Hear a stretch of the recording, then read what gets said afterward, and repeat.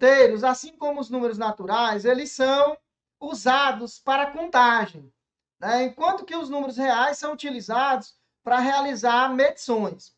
Na física, grandezas discretas, como a quantidade de carga elétrica líquida presente em um corpo, são expressas como múltiplo inteiro de uma unidade fundamental de carga, né, chamada de carga elementar, e representada pela letra E, sendo E a carga elétrica elementar, que é 1,6 vezes 10 a menos 19.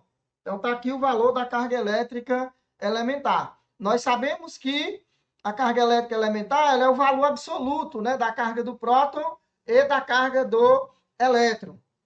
O princípio de quantização da carga elétrica, ele vai nos dizer que a carga elétrica, né, de um corpo macroscópico, a quantidade de carga elétrica, é um múltiplo inteiro dessa unidade chamada de carga elementar. Então, Q igual a N vezes E.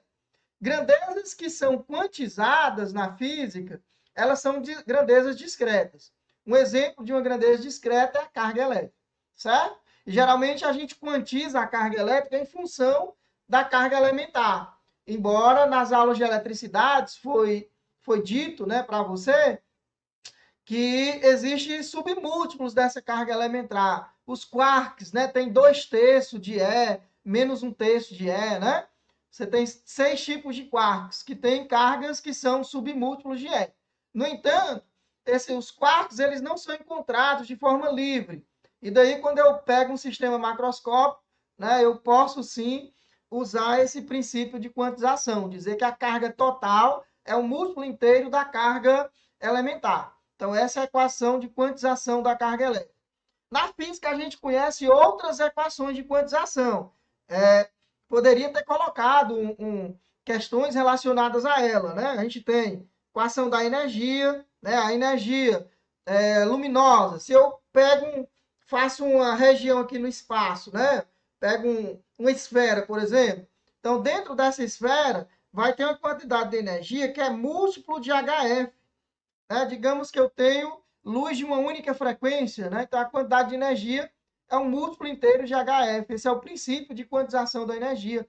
O Einstein usou esse princípio de quantização para solucionar o problema do efeito fotoelétrico, né? Que inclusive deu o Nobel. Né?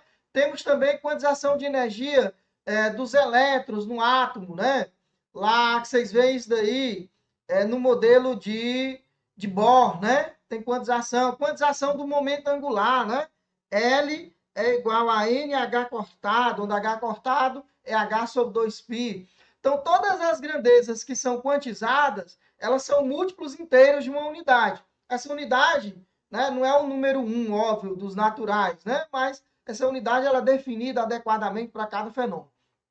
Então, a questão ela diz o seguinte, né? Ela diz aí do princípio de quantização da carga elétrica, e sabendo-se que um corpo originalmente neutro, um corpo neutro, ele tem carga elétrica? Tem, né? Mas a carga líquida, a total, a soma da carga dos elétrons e dos prótons é nula, né? Isso significa dizer que o corpo é neutro.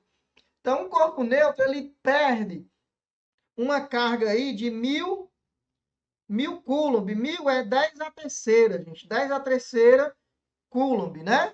Isso aqui perdeu. Devido à transferência de elétrons. Então, perdeu elétrons, né? Elétrons.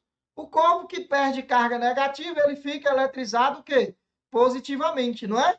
Então, as respostas possíveis seria o item A, que tem positiva, o item C, que também tem positivo, e o item E, que também tem positivo.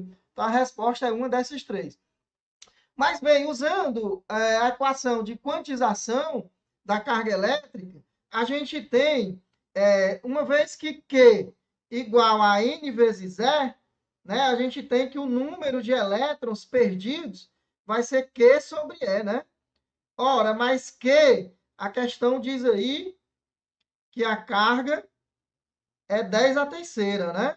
E o E é 1,6 vezes 10 a menos 19. Então, N igual a 1 daqui de cima, né, que é 1 vezes 10 à terceira, então fica 1 dividido por 1,6.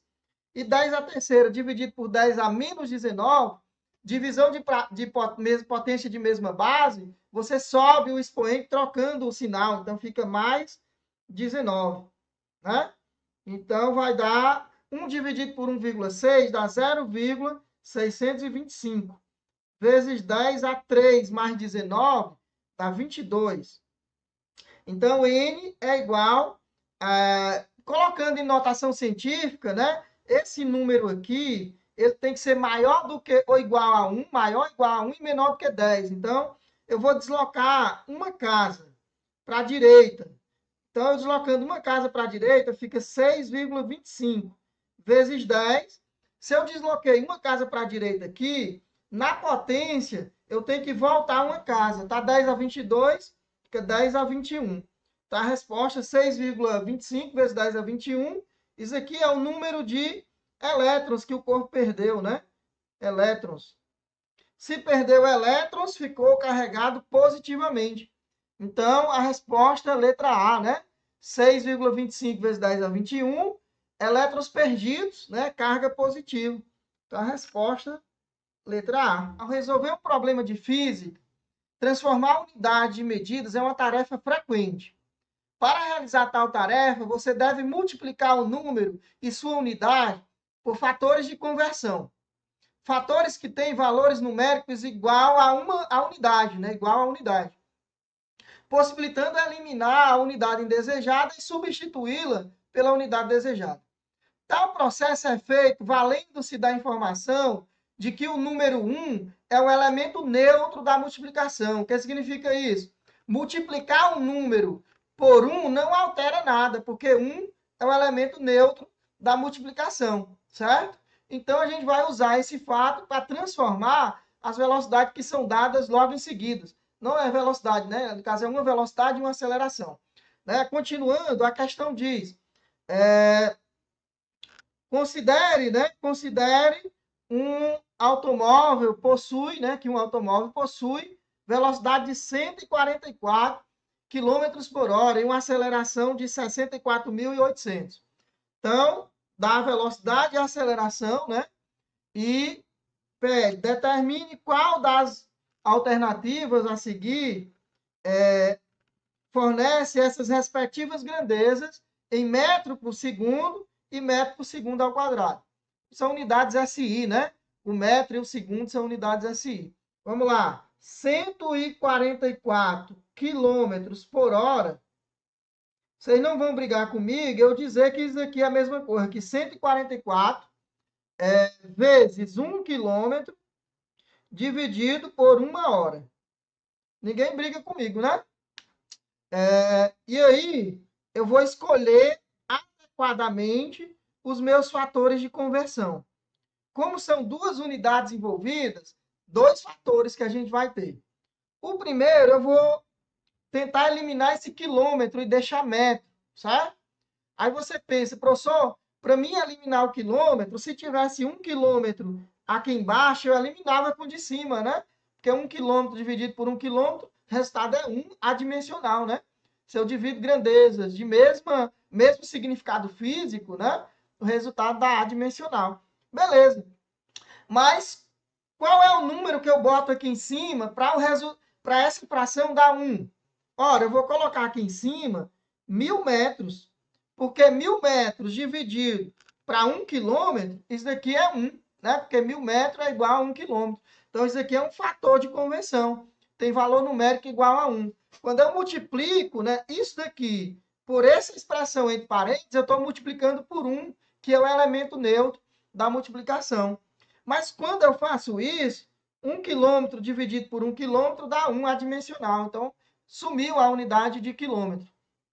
Se eu parasse aqui, a minha unidade ficaria em metro por... se eu parasse aqui, ficaria em metro por hora, né? Mas eu não quero metro por hora, eu quero metro por segundo. Então, como é que eu me livro dessa hora? Aí você pensa, professor, se tivesse uma hora aqui em cima, seria tão legal, né? Porque uma hora que dividido por essa hora de baixo, né? Essa hora de cima dividido por essa hora de baixo, o resultado é 1. Então, eu tenho que eliminar essa hora. Como é que eu elimino essa hora? Eu coloco uma hora aqui em cima e embaixo 3.600 segundos. E aí, essa hora aqui com essa hora aqui, dividindo, dá 1, né? Sobrou o que de unidade? Sobrou metro e segundo. Ó. Então, beleza, tá ok. É só efetuar essa operação.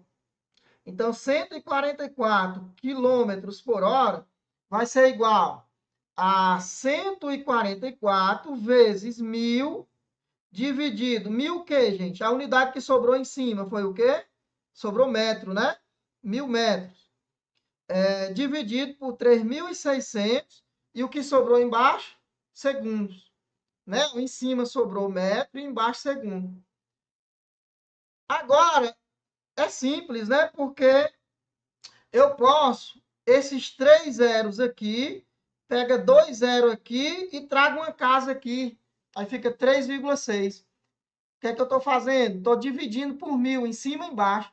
1.000 dividido por 1.000 é 1, né? Então, fica 144 vezes 1. 3.600 dividido por 1.000, 3.600 dividido por 1.000 dá 3,6, não é isso? E aí, ficamos com a unidade de metros por segundo. Então, a nossa resposta dá 144 dividido por 3,6 metros por segundo, que dá 1.440 dividido por 36 metros por segundo. Essa divisão aqui dá 40, né? Então, 144 quilômetros por hora dá igual a 40 metros por segundo. O item C não pode ser e o D não pode ser. Ficamos entre os itens A e E, né? Eu preciso transformar 64.800 km por hora ao quadrado para metro por segundo ao quadrado. O que é que eu faço? Fazer 64.800 vezes 1 quilômetro dividido por 1 hora ao quadrado. E agora eu vou buscar fatores de conversão que facilitem a minha vida. Como é que vão ser? Aí lembre, como eu tenho duas unidades, eu tenho dois fatorezinhos, né, de conversão. São fatores que vale 1 e multiplicar por 1 não afeta, né, o meu resultado. Então, primeiro, qual é que eu vou escolher? Vou escolher 1 quilômetro aqui embaixo. Por quê? Porque esse quilômetro aqui de baixo, ele vai cancelar com o de cima. Cancelar não, né, gente? Ele vai dividir. O de cima vai dividir por ele. 1 quilômetro dividido por 1 quilômetro dá 1, né? Beleza? Adimensional. E em cima, obviamente, vai aparecer quanto? Para poder, tem que colocar uma coisa cuja divisão seja 1. Então, em cima, aparece 1.000 metros, né? Porque 1.000 metros é igual a 1 quilômetro. E agora, dividindo 1 quilômetro por 1 quilômetro, o resultado dá 1 adimensional, né? E sobrou aqui a unidade de metro. Ok.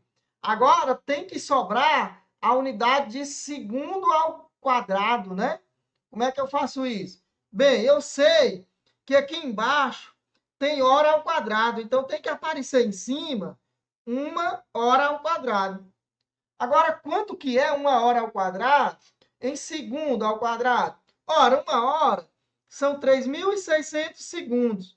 Então, 1 hora ao quadrado é 3.600 segundos ao quadrado. Então, 3.600 ao quadrado, segundo ao quadrado. E agora, ó, 1 hora ao quadrado dividido por 1 hora ao quadrado, o resultado dá 1, né? Veja bem que sobrou a unidade de metro em cima e embaixo segundo ao quadrado. O que a gente deve fazer agora é efetuar, né, esses cálculos e teremos a nossa resposta. 64.800, né, quilômetros por hora ao quadrado dá igual a 64.800 vezes 1.000 vezes 1.000 metros dividido, aqui vai ficar segundo ao quadrado, e aqui vai dividir 3.600 ao quadrado. Como é que eu faço? 3.600 é a mesma coisa que 36 vezes 10 ao quadrado, não é isso? 3.600. Quando eu elevo isso daqui ao quadrado, né? Aí distribui. Então, fica 36 ao quadrado vezes 36 ao quadrado, 10 ao quadrado dá 10 a quarta.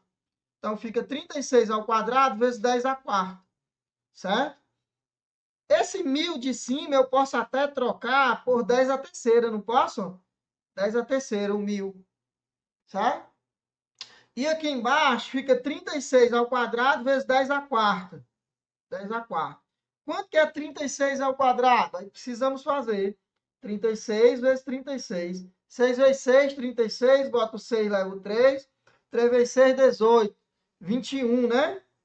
3 vezes 6, 18. Boto 8, levo 1. 3 vezes 3, 9 e 1, 10. Então, fica 6, 9, 2, 1. Então, 6... Não, é porque eu falei de trás para frente, né? Aqui fica 1, 2, 9, 6. Beleza?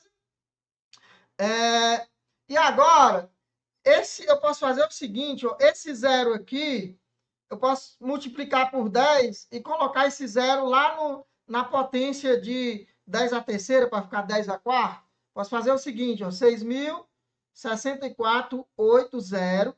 O outro zero, esse daqui, é a mesma coisa que multiplicar por 10, então eu vou trazer para cá e vai ficar 10 a quarta, ó, dividido por 1,296 vezes 10 a quarta. E a unidade é metro por segundo ao quadrado. Aí agora 10 a quarta dividido por 10 a quarta dá 1, né? 10 a quarta dividido por 10 a quarta é 1. Ora, quanto que é 6.480 dividido por 1.296. Quanto que é? Vamos olhar as alternativas para a gente não ter que fazer conta? Pode ser 5 ou 2. Óbvio que 2 não é, né?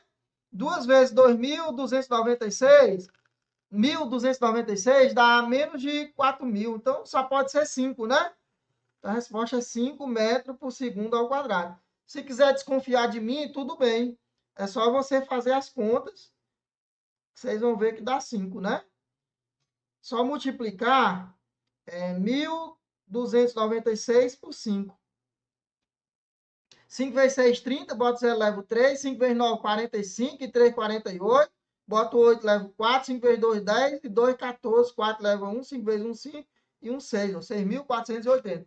Então, realmente, a resposta é 5 metros por segundo ao quadrado. E aí, letra A, né? Letra A. Beleza, eu trabalhei aqui, né, com divisão de números inteiros, não foi? De números inteiros. Apareceu aqui número com vírgula, mas acabei multiplicando por 10, né, que era o 3,6, e sumiu a vírgula. Então, ficou divisão de números inteiros. A divisão de números inteiros nem sempre é possível. Mas nesse caso aqui, foi, né? Certo? Mas cabe lembrar para vocês que o conjunto dos números inteiros, ele não é um conjunto fechado para divisão, para operação de divisão. O conjunto dos números inteiros não é um conjunto fechado para operação de divisão. O que significa isso? Que a divisão de dois inteiros nem sempre dará dois inteiros. Por exemplo, a divisão de 2 por 3 são dois inteiros, né? Mas se você dividir 2 por 3, o resultado ele não pertence aos números inteiros, né? Mas no nosso caso aqui, propositadamente, né, o resultado está dentro do conjunto dos números inteiros. Lembrando que o conjunto dos números inteiros, mais uma vez, ele não é um conjunto fechado para a operação de divisão. Para resolver um determinado problema de física, os estudantes precisam manipular números inteiros. Considerando a solução desses problemas e as operações no conjunto dos números inteiros, é falso afirmar que. Então, eu peço aí para vocês identificarem a alternativa falsa, certo? Letra A, né? O item A diz o seguinte: o estudante podia aplicar a propriedade comutativa para a operação de adição. Pode, não pode? Pode. Vale a propriedade comutativa para adição. O que é a propriedade comutativa? Ela vai dizer que se eu alterar a ordem da soma, somar A com B, gente, é a mesma coisa que somar B com A. Isso aqui é a propriedade comutativa da adição. E da multiplicação. Multiplicar A por B é a mesma coisa que multiplicar B por A. Então, isso aqui é a propriedade comutativa.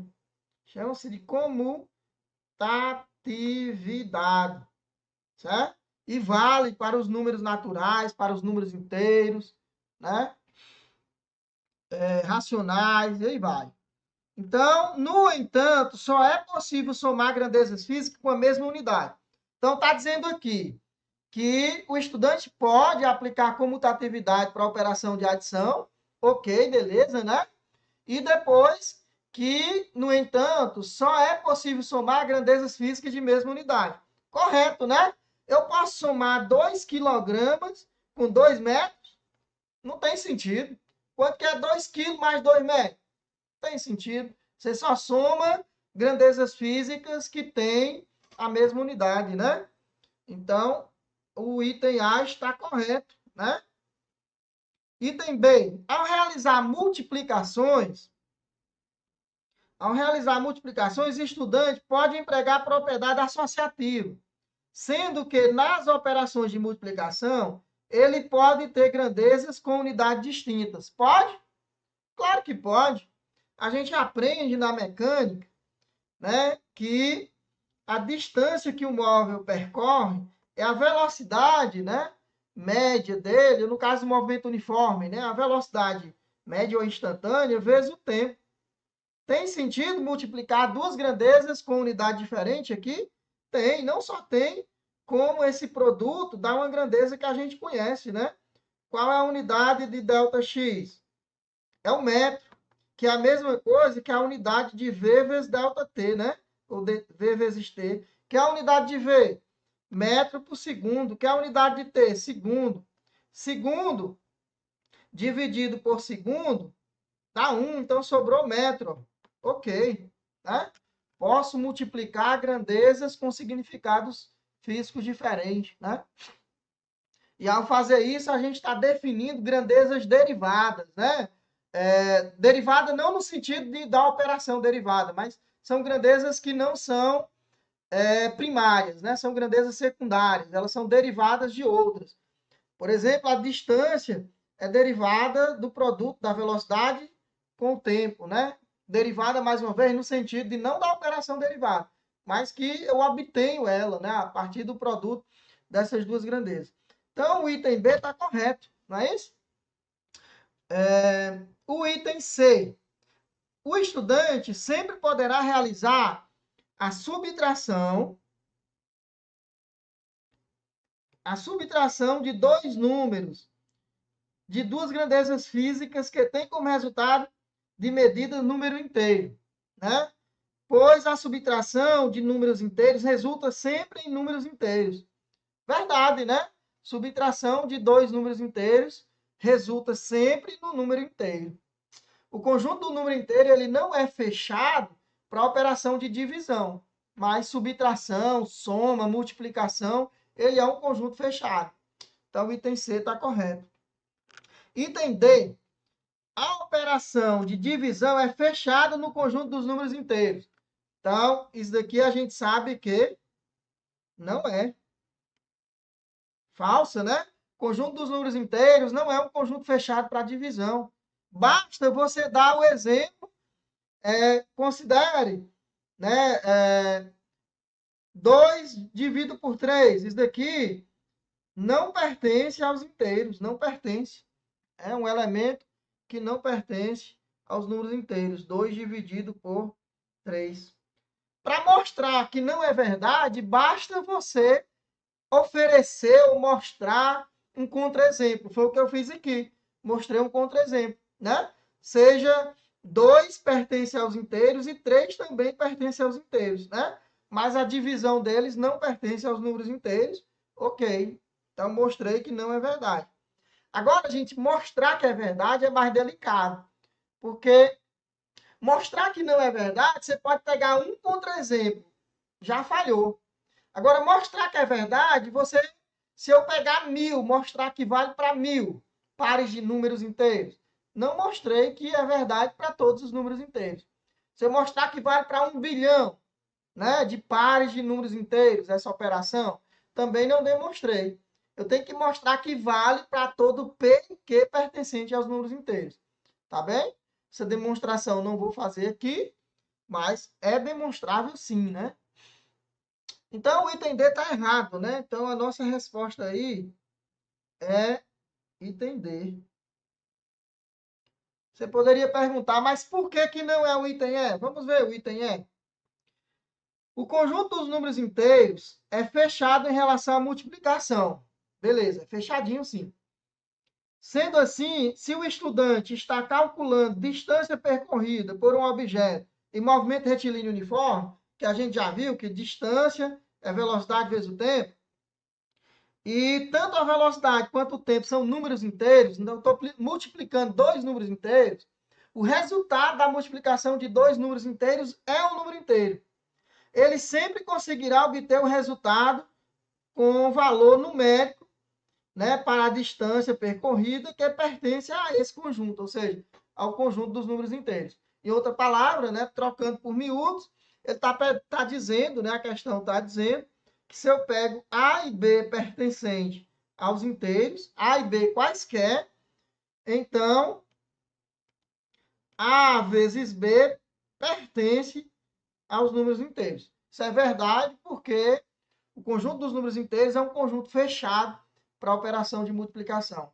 Isto é, a multiplicação de dois números inteiros dá sempre um número inteiro. Dois números naturais, x e y, são tais que a soma de seus valores é 22, ou seja, x mais y igual a 22. Se o produto entre x e y é 117, x vezes y igual a 117, pergunta-se, a soma dos quadrados de x e y é, ou seja, quer saber quanto que vale x ao quadrado mais y ao quadrado. Isso aqui vale quanto? Beleza, é uma questão relativamente simples também. Aí você deve pensar, como é que eu faço para surgir x ao quadrado mais y ao quadrado, utilizando esses dados que são fornecidos? Ora, gente, basta pegar a primeira expressão, x mais y, isso, e elevar ao quadrado, vai dar um produto notável, né? O quadrado de uma soma, né?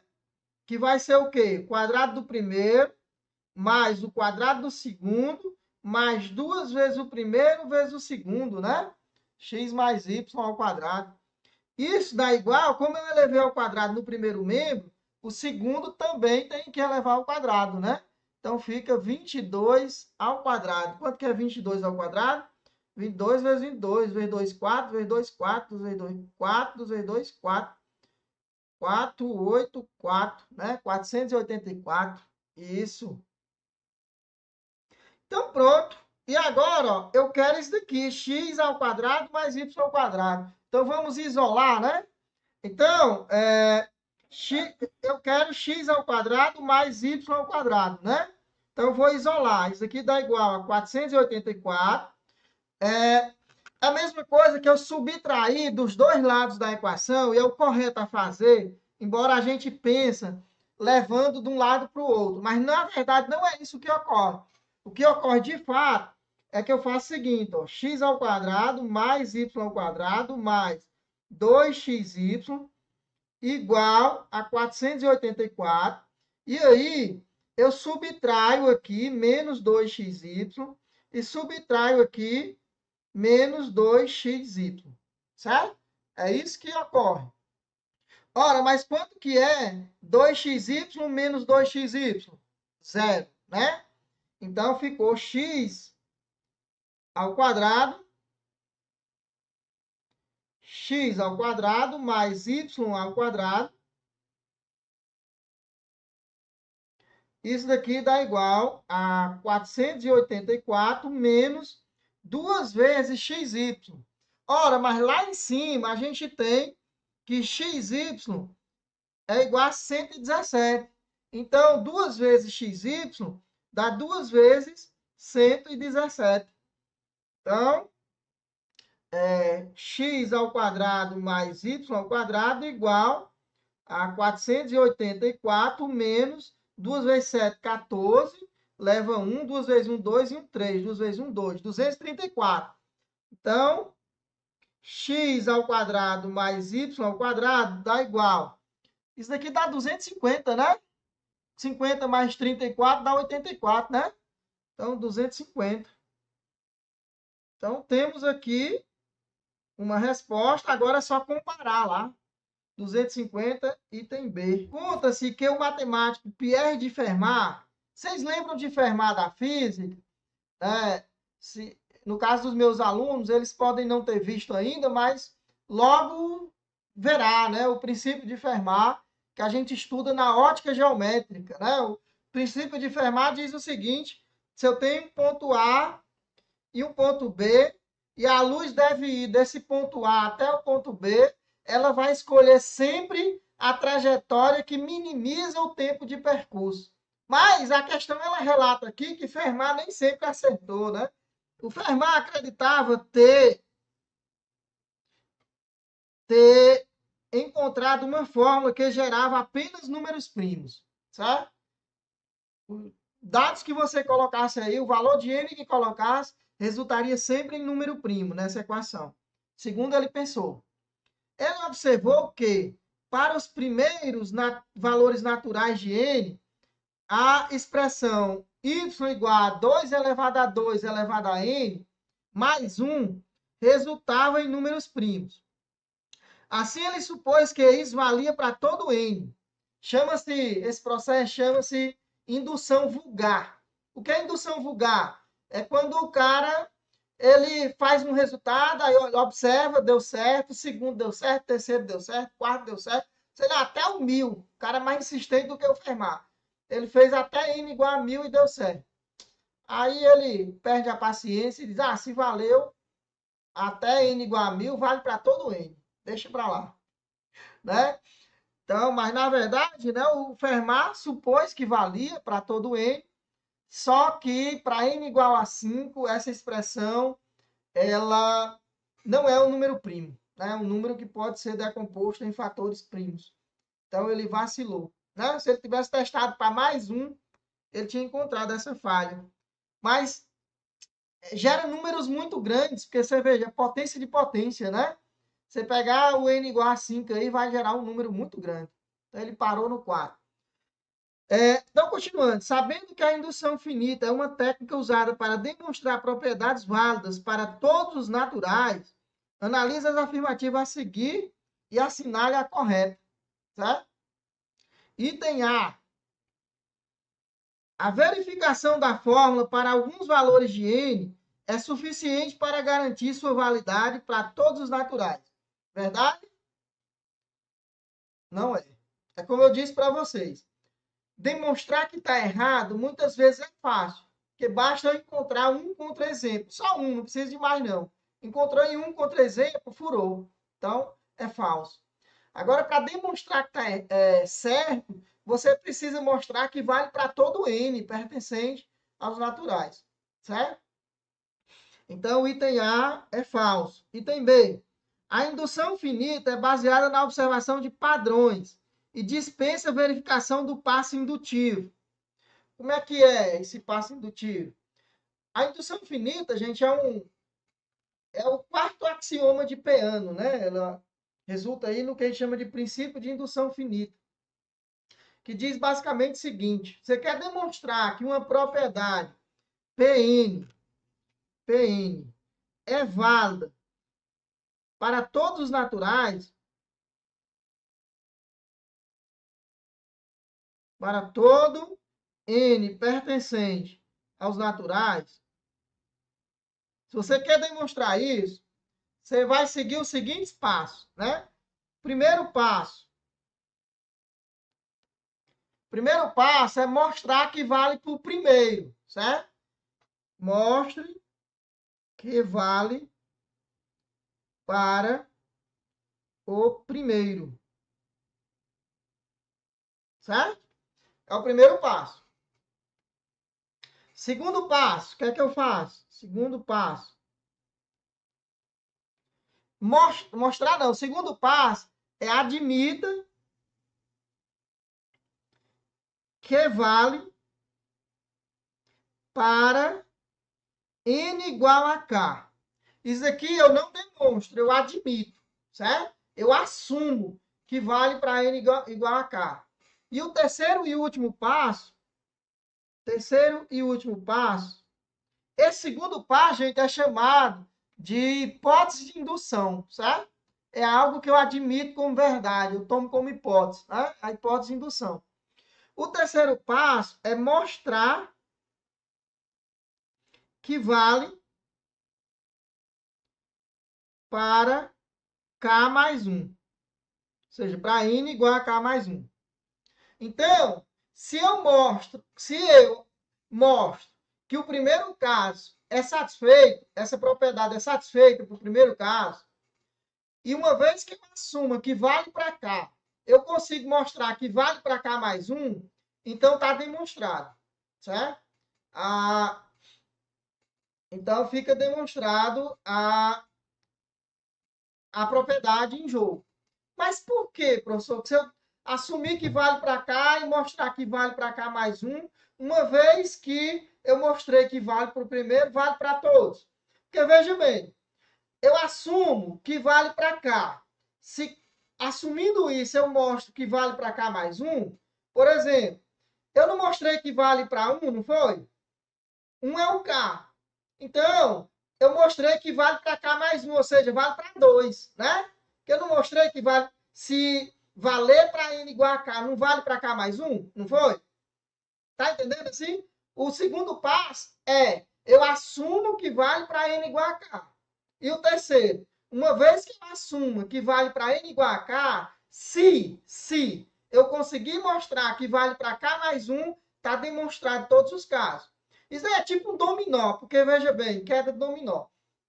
Porque veja bem, se eu mostro para o primeiro, aí uma vez que eu assumindo que um K qualquer caindo, o depois dele cai, veja bem, então, se eu mostrei que vale para 1, né? E se vale para cá mais 1, então se vale para 1, vale para 1 mais 1, ou seja, vale para 2, né?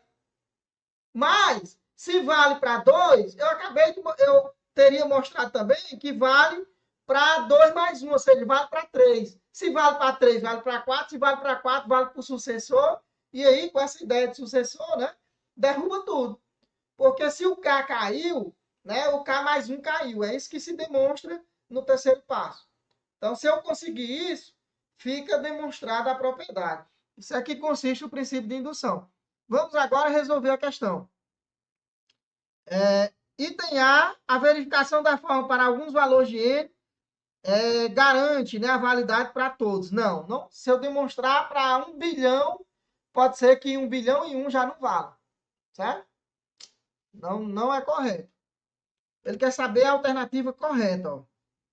B. A indução finita é baseada na observação de padrões e dispensa verificação do passo indutivo. A indução finita é baseada na observação de padrões e dispensa a verificação do passo indutivo.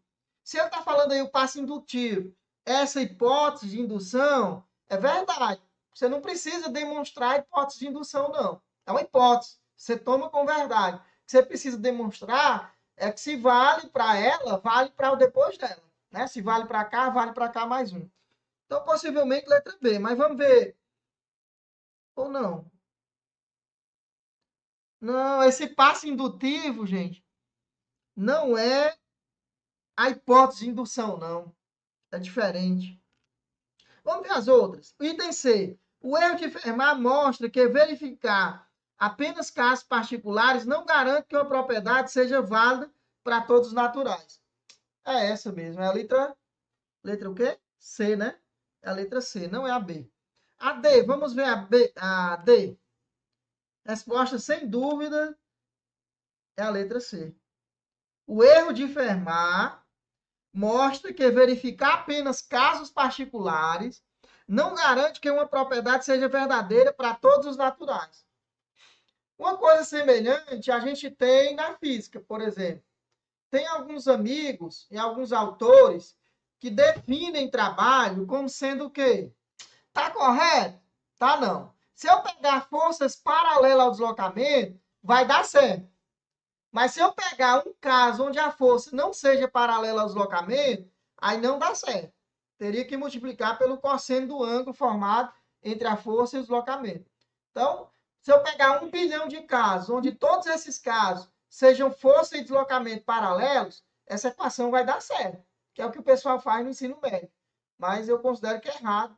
Você deveria ensinar para eles lá o produto escalar, né? E mostrar que a definição de trabalho envolve o produto escalar. Então, é força vezes deslocamento, cosseno do ângulo. E colocar força vezes deslocamento como um caso particular, né, dessa equação aqui geral. No caso, quando a força for paralelo ao deslocamento. Tem que fazer isso. Você não pode apresentar uma definição como caso particular. O caso particular não é definição. Da mesma forma que o Fermat fez aqui. Você não pode apresentar um caso particular como uma coisa geral, né? É tanto que a fórmula dele caiu, porque não é geral. Ela vale para casos particulares, certo? Pode ser que vala para n igual a 5, de fato ela não vale. Talvez vala para n igual a 6, 7, 8, 9, aí vai. Mas não valeu para n igual a 5, não é um caso geral, né? Então, o item C é correto. O erro de Fermat mostra que verificar apenas casos particulares não garante que uma propriedade seja verdadeira para todos os naturais. Ok. E aí a gente lembra do conceito de trabalho, é legal, oportuno fazer isso. Item D. Se uma propriedade é válida para os 5 primeiros valores de N, então está provada a indução. Falso, entendeu? Claramente falso. Mostrou que vale para os 5 primeiros, então vale para todo mundo? Não, falso. Item E. A fórmula de Fermat é correta, pois todos os números gerados são primos, como ele supôs. E aí eu digo para vocês que para n igual a 5, ela não é verdadeira. Então, o item E também é falso. Certo?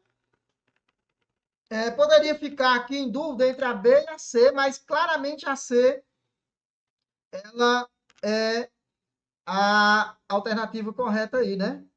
Então, a resposta é a letra C. A prova por indução é uma técnica usada para demonstrar uma propriedade, que uma propriedade é válida para todos os números naturais. Para que essa técnica funcione corretamente, é necessário seguir 3 passos. Vamos lá. Primeiro, o caso inicial ou passo base. O que é isso? Mostrar que vale para o primeiro. Então, uma vez que assumindo que vale para cá, eu demonstrar que vale para cá mais um, então está demonstrado desde que eu tenha verificado o primeiro. Então, o primeiro passo, verificar que a propriedade é verdadeira para o primeiro natural, que geralmente é 0 ou 1, certo? Segundo passo, chamado de hipótese de indução, assume que vale para n igual a k. Eu assumo, eu não demonstro. E uma vez que você assume que vale para n igual a k, o terceiro passo é mostrar que vale para k mais 1. Com base nessas informações, assinale a alternativa correta sobre a estrutura de uma prova por indução.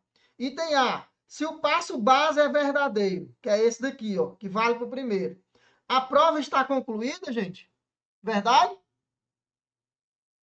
Se o passo base é verdadeiro, a prova está concluída? Não. Claro que não. A gente viu que eu posso fazer o passo base 1000 depois deles, que ainda não está concluído ainda, né? Para mim concluir, eu tenho que mostrar que o passo base é verdadeiro, assumir que vale para n igual a k e mostrar que vale para k mais 1. É isso que eu tenho que fazer. Item B. O passo indutivo só precisa ser feito para n igual a k mais 1 se o passo base for válido. Verdade? Sim, né? Eu só preciso fazer para k mais 1 se o passo base for válido. Gente, porque se o passo base não for válido, morreu logo na primeira tentativa, não foi? Não é? Sim. Se o passo base não é válido, eu já encontrei um furo. Então, já mostrei que não vale. Entendeu? Então, o item B parece ser verdadeiro. C. A prova por indução só funciona se a propriedade for observada para os 10 primeiros, verdade? Não, né? Se eu mostrar que vale para os 10 primeiros, vale para todo mundo? Verdade? Não. E a D. A hipótese de indução é utilizada para demonstrar que, se a propriedade vale para n igual a k, então também vale para k mais 1, completando o raciocínio de indução. Eita, agora eu fiquei em dúvida entre a D e a B, não foi? Vamos ver aqui. O passo indutivo só precisa ser feito para n igual a k mais 1 se o passo base for inválido. Não, é se for válido. Tá? B está errado. A letra D está correta, né? A D? O que é que diz a D? Vamos lá. A hipótese de indução é utilizada para demonstrar que, se a propriedade é válida para n igual a k, então é válido para k mais 1, completando o raciocínio. Verdade. A hipótese de indução é exatamente isso. Eu assumo que vale para k e mostro que vale para k mais 1 e fecho o raciocínio. Lembrando que antes disso eu tenho que ter verificado no primeiro. Letra E. É possível ignorar o passo base, desde que o passo indutivo funcione para todos os casos, verdade? O passo base é essencial, gente. Por que, que o passo base é essencial? Porque o passo indutivo ele mostra que se vale para cá mais 1. Aí eu preciso do base, por quê? Se vale para o primeiro, eu mostrei que vale para o primeiro mais 1, ou seja, vale para o segundo, vale para o terceiro, para o quarto, e aí vai. Vale para todos os sucessores. Se vale para N, vale para o sucessor de N. Eu tenho que mostrar que vale para o primeiro. Senão, nada feito. Compreende? Porque o meu K poderia ser, por exemplo, o quinto.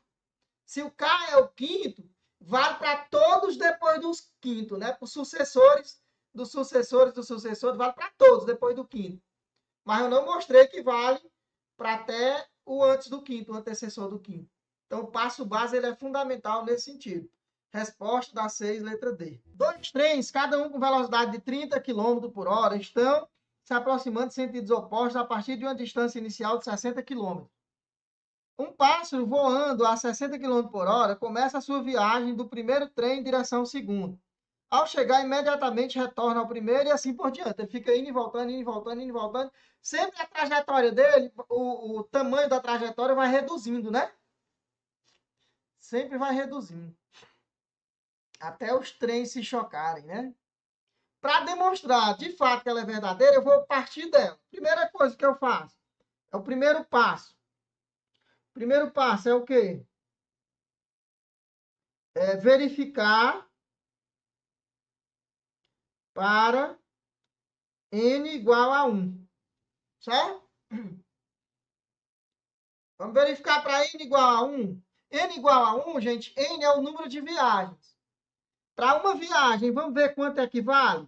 Para n igual a 1, o delta T1 tem que dar o quê? 2 terços de 1 terço de 1 menos 1, que dá 2 terços de 1 terço elevado a zero, que dá quanto? Que delta T1 é igual a 2 terços, né? Que eu disse? 2 terços. Vamos verificar?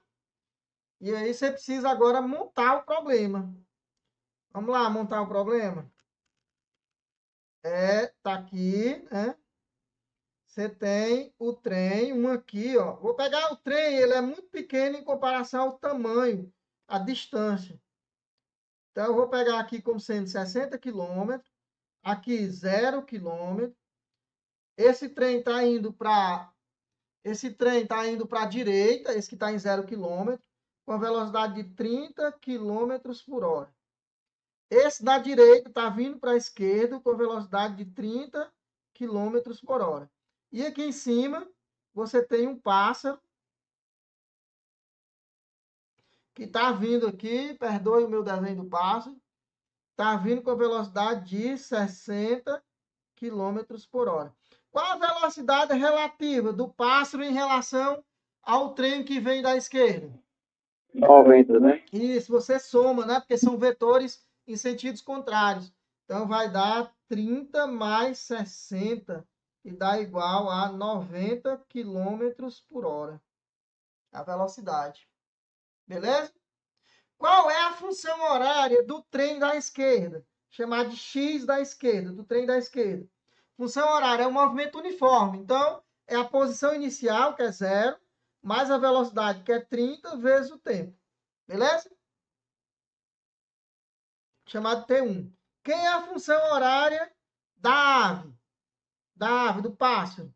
Vai ser a posição inicial, 60, mais a velocidade, só que ele está vindo para a esquerda, então a velocidade dela é negativa, né? Compreende?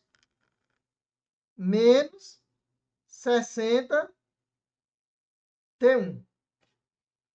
Tá aqui a função horária do trem da esquerda e do pássaro.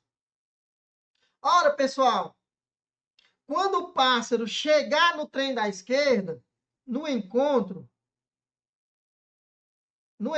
isso aqui são problemas que vocês veem lá no primeiro ano do ensino médio. Né? No encontro, o x do trem da esquerda igual ao x do pássaro. Não é isso? Eles ocupam a mesma posição. Então, x da esquerda é 30T1. Quem é o x da direita? É o x do pássaro. 60 menos 60T1. E aí, eu posso fazer o quê?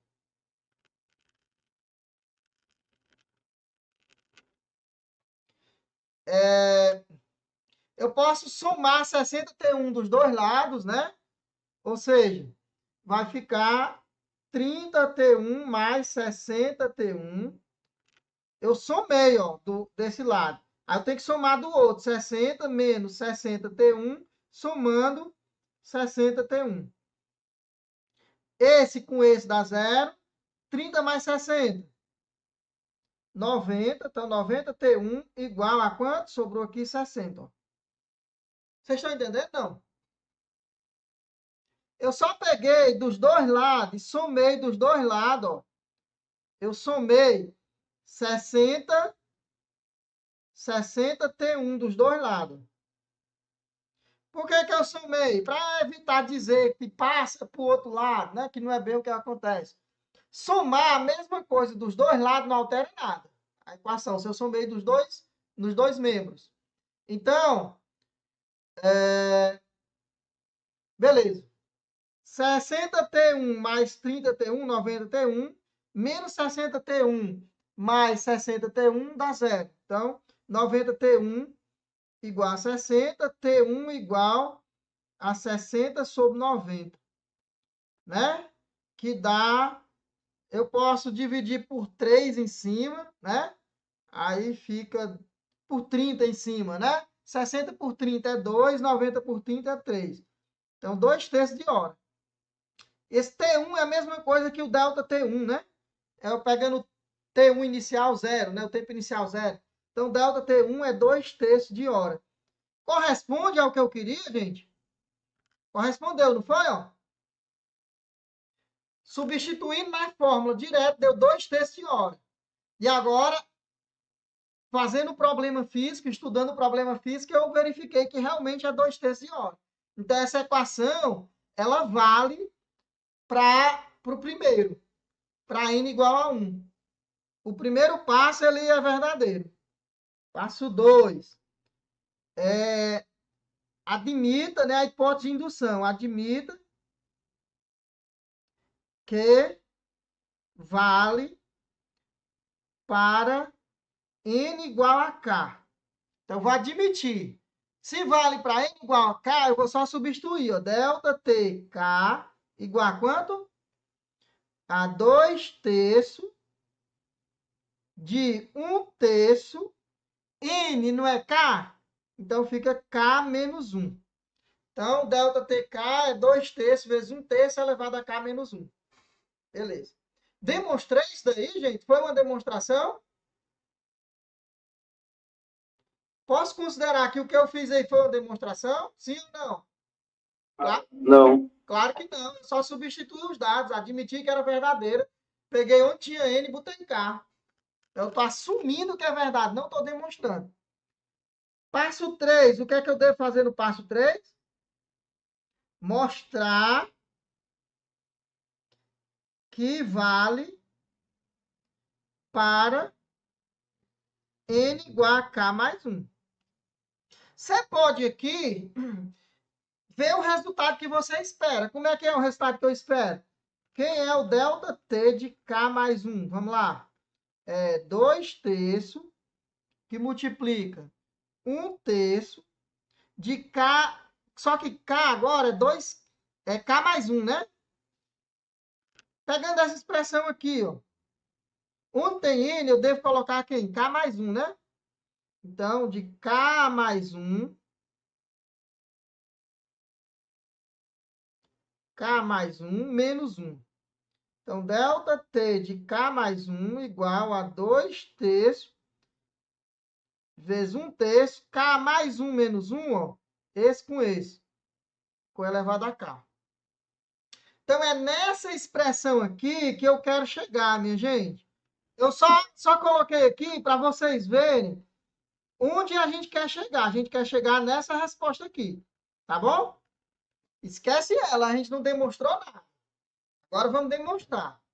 Para demonstrar, eu vou partir dessa relação de recorrência. O que é que diz a relação de recorrência? Vamos lá. Que ΔT n mais 1 igual a 1/3 de ΔT n. A relação de recorrência diz que ΔT de n mais 1 é 1/3 de ΔT n. Essa relação de recorrência é fácil de obter ela, não é difícil não, viu? Foi o que eu obtive, inclusive, para poder colocar aí. Mas para não dar muito trabalho para os alunos, aí eu já botei ela. Então, isso aqui é 1/3 de ΔTn. Quem é ΔTn? Ou no caso aqui, gente, eu vou fazer assim, ó. Não vale para o K, não é? Não vale para o K? Está usando a relação de recorrência. ΔT de K mais 1 é igual a 1/3 de ΔTK. Beleza? A relação de recorrência.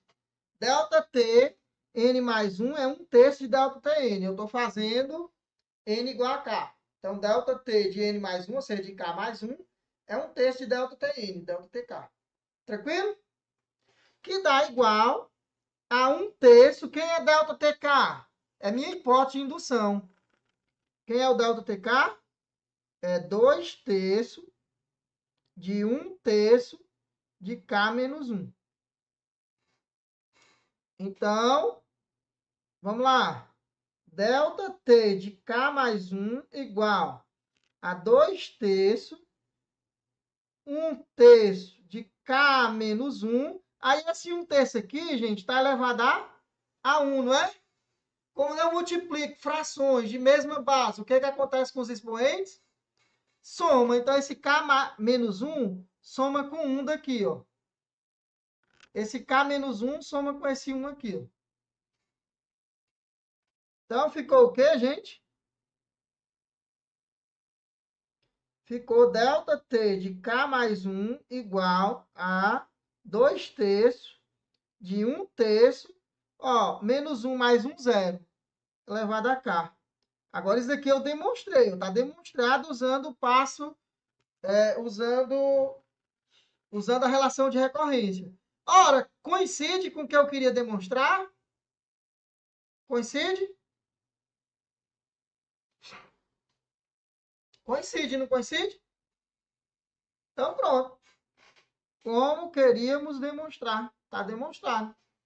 Uma vez que eu assumo que vale para cá, eu acabei de mostrar que vale para cá mais 1. As grandezas físicas, elas podem ser classificadas como contínuas ou discretas, de acordo com a forma como são medidas ou contadas. Conforme o matemático Elo Lage, o número é o resultado de uma comparação de uma grandeza e uma unidade.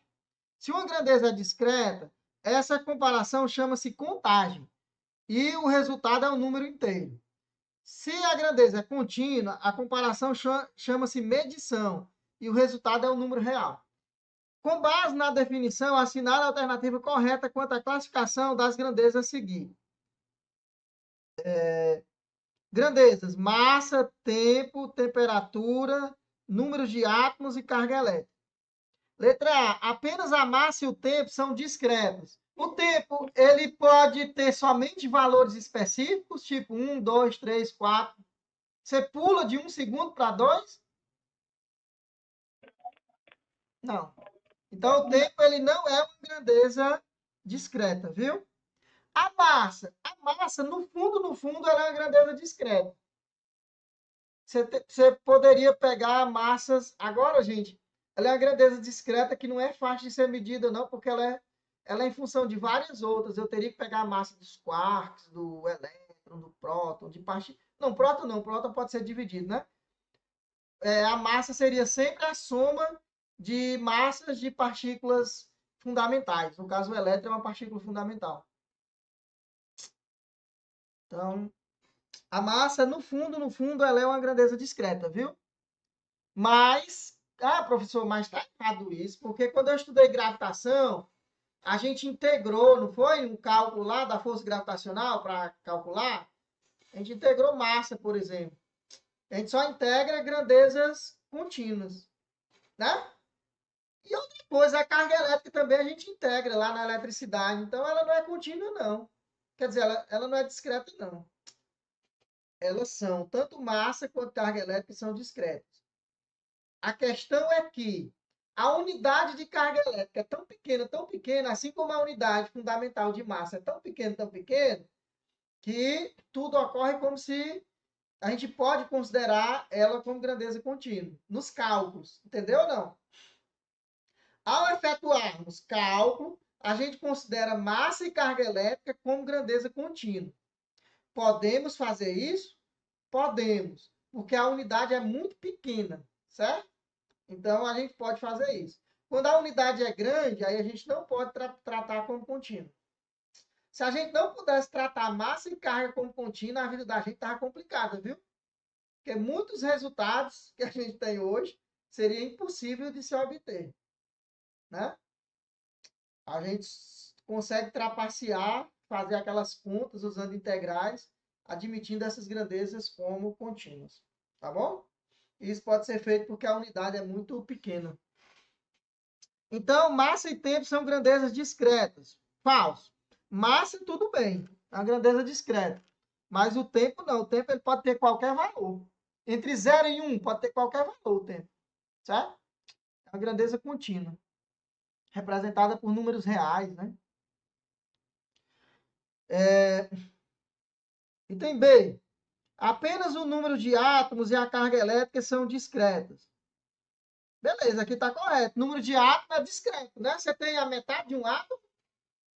Quando você vai contar os átomos de um corpo, pode ter 1,5 bilhão de átomos? Não, né? Só faz sentido o átomo se for o átomo mesmo, completo. Pedaço de átomo, não.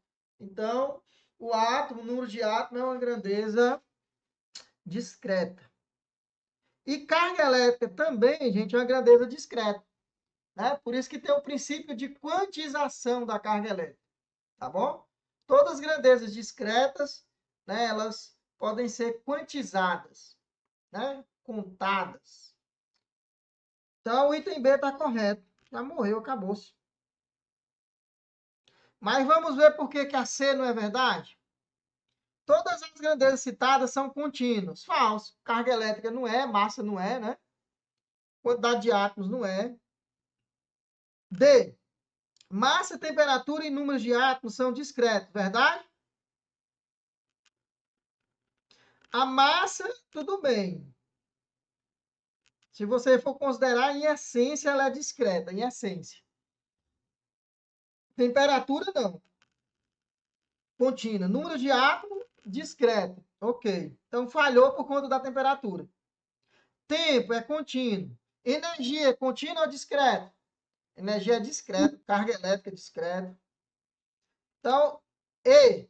Números de átomos e energia são grandezas contínuas. Falso. As duas são discretas, né?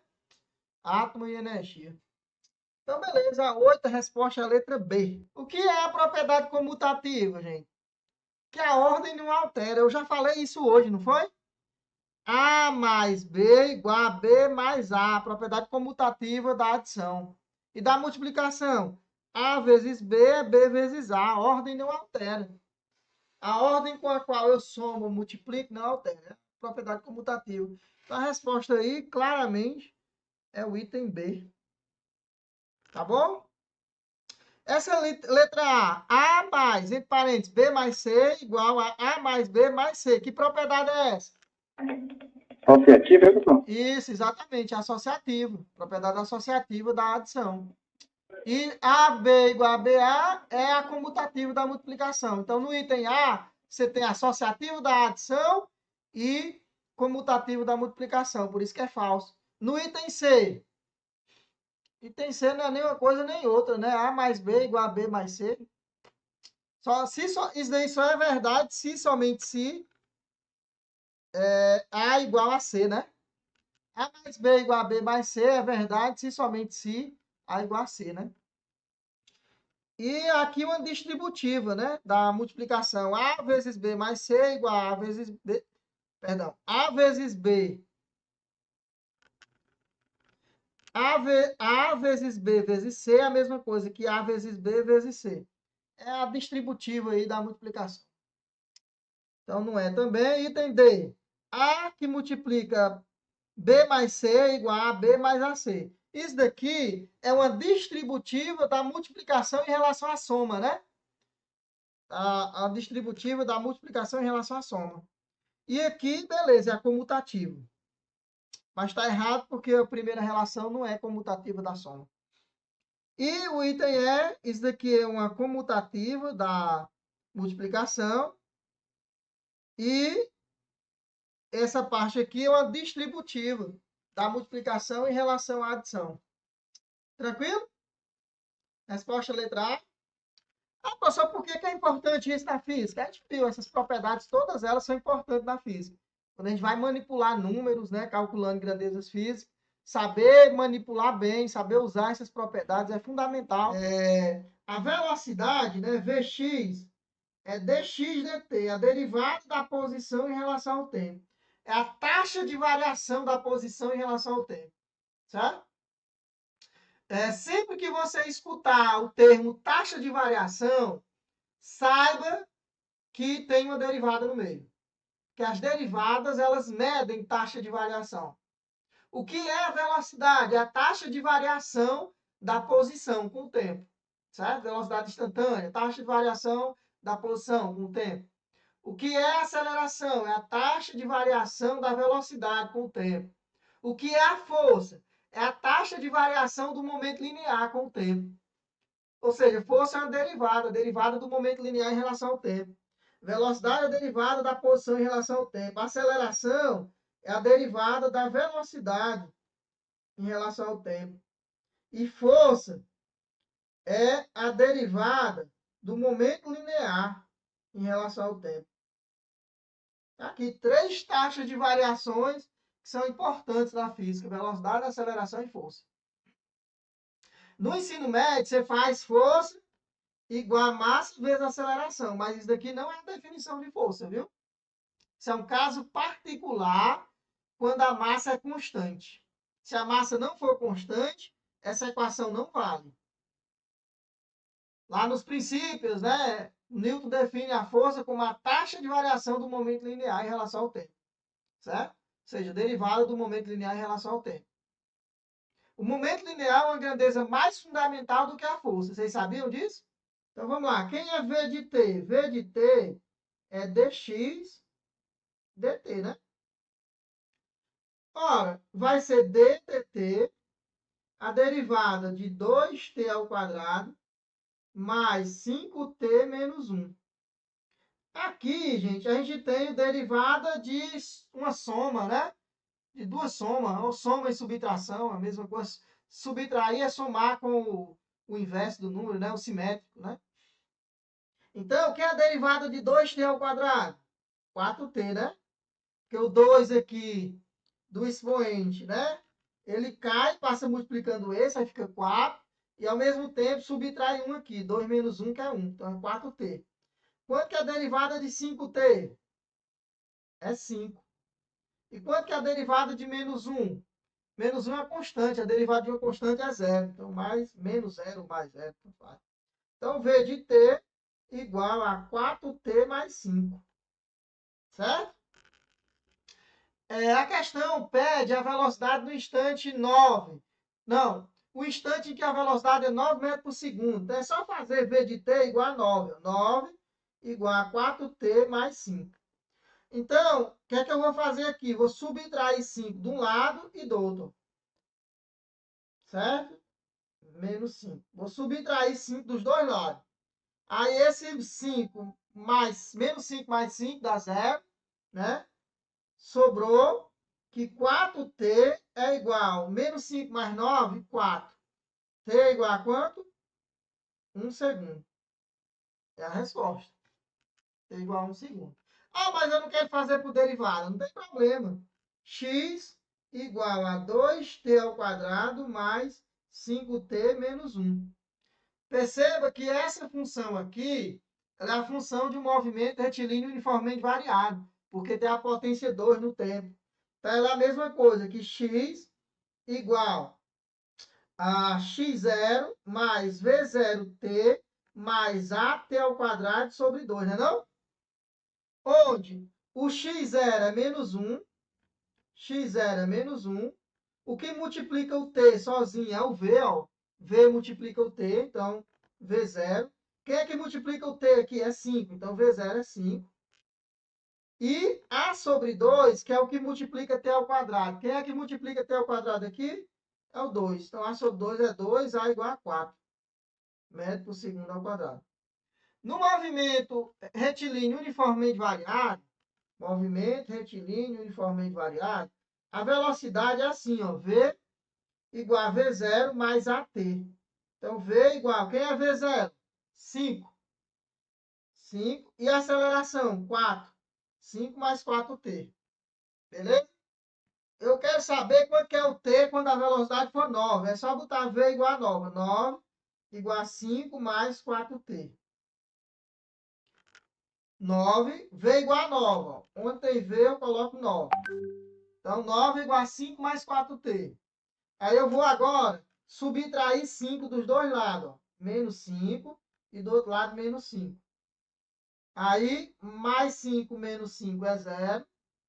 Vai ficar 4t igual a menos 5 mais 9, 4. T igual a 1 segundo. É a resposta. Então, resolvido de duas formas diferentes. Então, o gabarito aqui, item B, 1 segundo.